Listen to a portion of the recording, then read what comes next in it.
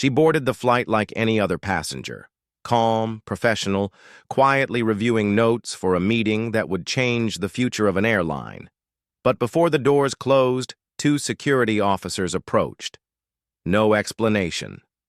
No chance to speak. In front of stunned passengers, they pulled her from her seat, dragging her toward the aisle as phones recorded every second. The murmurs, the stares, the humiliation, it all burned into her mind. What didn't they know? She was the one holding their billion-dollar future. Watch until the end. Wait a second. Tell us where you're watching from in the comments. And don't forget to subscribe for more powerful stories like this. Danielle Harris was no stranger to boardrooms and billion-dollar deals. As CEO of a major tech conglomerate, she had built her career on resilience, strategy, and quiet power.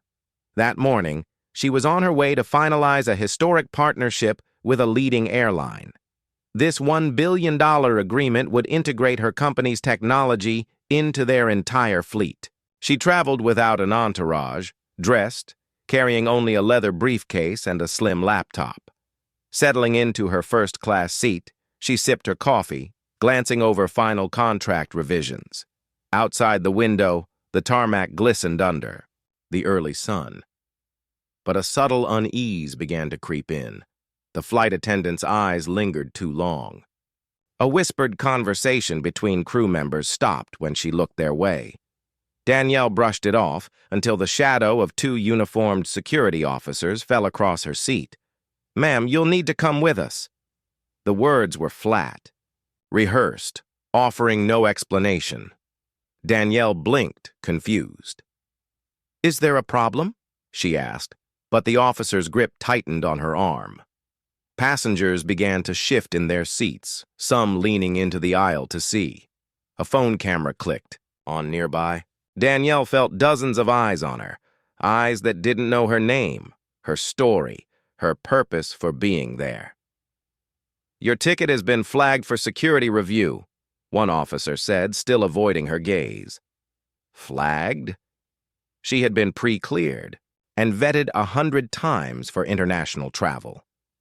This wasn't about security. It was about something else, the same cold, dismissive tone she'd heard too many times before. The walk down the aisle felt endless.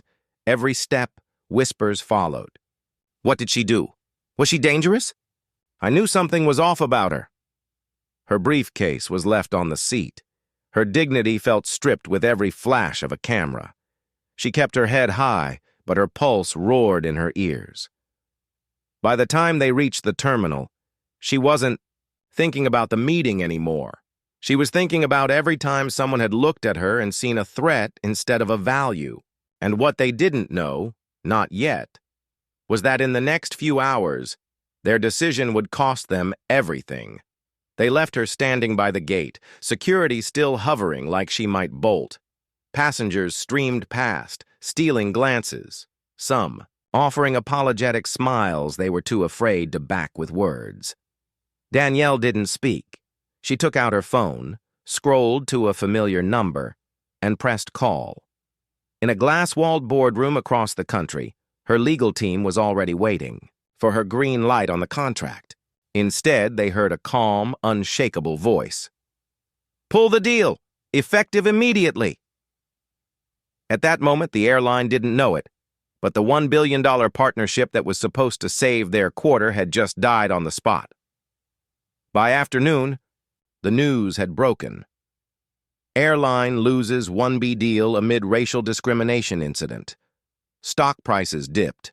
Executives scrambled to control the narrative. Video of Danielle's removal went viral. Millions watched, shared, and condemned. For her, it wasn't about revenge. It was about drawing a line. Too often, the same story repeated itself. Power underestimated, dignity ignored, worth erased. This time, there would be consequences. She went home that evening, briefcase in hand, no deal signed, but with a quiet certainty that she had made the right call. The question remains, how many more billion-dollar lessons will it take before the world stops judging by skin instead of worth? Where are you watching from? And would you have spoken up on that flight? Take care.